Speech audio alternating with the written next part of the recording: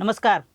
आज महाराष्ट्र कृषी दिनाच्या सर्व शेतकऱ्यांना हार्दिक शुभेच्छा. खरं तर या शुभेच्छा देत असताना असं म्हणावं लागेल किंवा म्हणलं तरी वावगं ठरणार नाही की महाराष्ट्र शेतकरी गुलामगिरी दिवसाच्या हार्दिक शुभेच्छा. कारण ही आपण करतोय ती गुलामगिरी. शेती हा व्यवसाय आहे की खरंच भावनिक गुलामी? आजच्या विषयात आपण ही चर्चा करणार आहोत. महाराष्ट्र कृषी दिन विचार करण्याचा दिवस. खरंच हा कृषी दिन आहे, परंतु खरंच हा विचार करण्याचा सुद्धा दिवस आहे. तुम्ही, मी, इतर सगळे शेतकरी ही कुणाची गुलामगिरी करतोय आपण? तुमच्या लक्षात येईल, व्हिडिओ संपूर्ण बघा. नाहीतर काय होईल, तुम्ही मध्येच स्किप करणार आणि त्याचा वेगळा अर्थ काढणार की खरंच हे अनुभवलं का हो तुम्ही? खरंच आजचा दिवस शेतकऱ्यांचा आहे आणि तो मी फील करतोय की हे आनंदी दिवस आहे.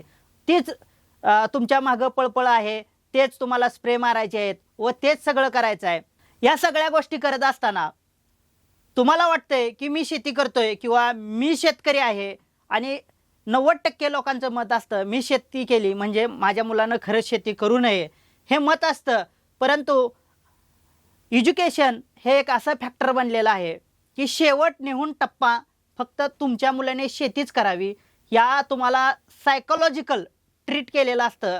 किंवा ह्या राजकीय जे राजकीय सूत्र आहे यांना समाजात खालच्या वर्गात काम करणारी मोठ्या प्रमाणावर लोक पाहिजेत अशी एक सिस्टम बनवली की ज्यामध्ये खालची लोकही खालीच राहतील. त्यांनी कितीही वर यायचा प्रयत्न केला तर 100% मी सांगतो की ते कधीही वर जायचा प्रयत्न कितीही केला तर ते वर जाणार नाहीत. अशी मार्केटमध्ये कितीतरी लोक आहेत की शेवटी ते येऊन म्हणतात शेती चांगली. शेती चांगलीच आहे, शेती वाईट नाही.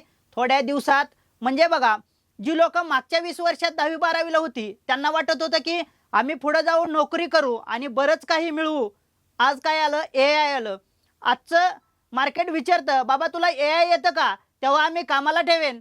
त्यावेळेस तो गडबडतो कारण त्यांनी एक मनाशी एक गाठ बांधलेली असते. आत्ता मला नोकरी मिळाली, मला अपडेट व्हायची गरज नाही कारण आत्ता नोकरी मिळाली, थोडं 8वं वेतन आयोग येईल, 10वं वेतन आयोग येईल, अशा पद्धतीने त्याची सायकोलॉजिकल म्हणजे तो बनलेला असतो.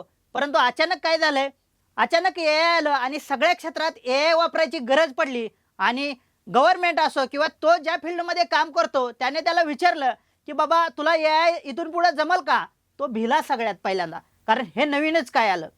कारण त्याने आतापर्यंत हे विचारच केला नव्हता मनामध्ये. त्याच्या ब्रेनला या गोष्टी माहीतच नव्हत्या, त्याच्या मेंदूमध्ये हे पॅटर्न बनलेलेच नव्हते.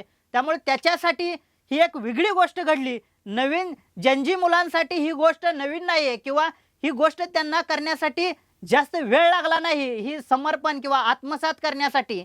परंतु ज्या लोकांचं वय 35-40 आहे आणि ते जिथं जॉब करतात त्या ठिकाणी खरंच या गोष्टींची गरज पडली आणि त्यावेळेस ही जी सिच्युएशन आली त्यावेळेस ती लोक भिली. काही नोकऱ्या सोडल्या, काही राजीनामे दिले, तर काही म्हणले खरंच नोकरी नको पण AI शिकायला नको. AI म्हणजे तुम्हाला वाटतंय की हे चॅटबॉट किंवा आम्ही वापरतोय AI ला एखादा प्रश्न विचारतोय आणि AI मला उत्तर देतंय, हे इतकं सोपं नाही आहे.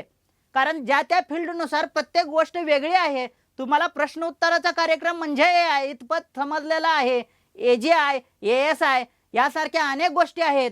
त्या एज्युकेशन मॉडेलमध्ये किंवा अपडेट होण्यासाठी त्या फील्डच्या माणसांना ट्रेनिंग घ्यावं लागतं आणि ज्यावेळेस ह्या वयात ट्रेनिंग करायचं त्यावेळेस त्यांना एक भीती असते की बाबा माझी मुलगी आहे, माझा मुलगा आहे किंवा माझी नातवंड आहेत, यांच्यासमोर सुद्धा आज मला ट्रेनिंग करावं लागतंय. ही कुठंतरी काळजात त्यांच्या एक पाल चुकते आणि त्यांना आपल्याला अजून सुद्धा काही येत नाही असं वाटत असतं. हा काळ झाला. आजचं वय त्यांचं 35-40 प्लस आहे त्यांच्यासाठी. परंतु तुम्हाला वाटू नये की आम्ही AI आता वापरतोय आणि आम्हाला काय होणार आहे. भावांनो, एक गोष्ट लक्षात ठेवा, अजून 20 वर्षाने क्वांटम नावाचा कॉन्सेप्ट येणार आहे. आत्ताच आलाय पण तो जसा 20 वर्षापूर्वी AI सुप्त अवस्थेत होता तसाच आता क्वांटम नावाचा प्रकार आलाय. हे क्वांटम इतकं विचित्र आहे, AI तुम्हाला चांगलं म्हणायची वेळ येईल. कारण क्वांटम आल्यानंतर तुम्हाला असं वाटेल, आता म्हातारी माणसं जी म्हणतात की मला एखादा फोन लावून दे किंवा अँड्रॉइड कसं वापरायचं, आज तुम्हाला वाटत असेल की मला विंडोज येते, अँड्रॉइड येते, मी ॲपल वगैरे सारखे सिस्टम वापरतोय. पण क्वांटम आल्यानंतर तुम्हाला इतके प्रचंड या गोष्टीचे म्हणजे ही गोष्ट तुमच्या डोक्याला लागेल की तुम्हाला समजणार नाही. आणि आत्ता जे जनजी आहे त्या काळातला जो अल्फा असेल तो अल्फा इतका प्रचंड वेगवान असेल की जनजीला काही कळणारच नाही अल्फा किती वेगाने पुढे जातोय. कारण आत्ता ज्यांचं वय 50 वगैरे या रेंजचे आहेत त्यांना जनजीने एका ठराविक लिमिटमध्ये कव्हर करून पुढे गेलाय. ज्यावेळेस अल्फा येईल अल्फा जनजीला कोणत्याही प्रकारे ऐकणार नाही. आणि आत्ता जनजीला जे वाटतंय की आम्ही किंग आहोत, ज्यावेळेस क्वांटम फिजिक्स येईल, क्वांटम कम्प्युटर्स येतील, क्वांटमचे सगळे मॉडेल्स येतील, त्यावेळेस AI हे सगळ्या गोष्टी रिप्लेस असतील आणि त्यावेळेस खरं शेतीची गरज असेल. परंतु त्या काळात कोणत्याही प्रकारचा व्यक्ती शेती करण्यासाठी कॅपेबल नसणार आहे. बघा हवामानाचा बदल तर तुम्ही बघतायच. आता इथली गोष्ट मी तुम्हाला सांगतोय, प्रत्येक गोष्ट हवामानाचा बदल आहे, कर्जाचा डोंगर आहे, राजकीय या लोकांनी तर आहे ना कोणाला सुद्धा सोडलं नाही. तुम्ही बघताय की यांनी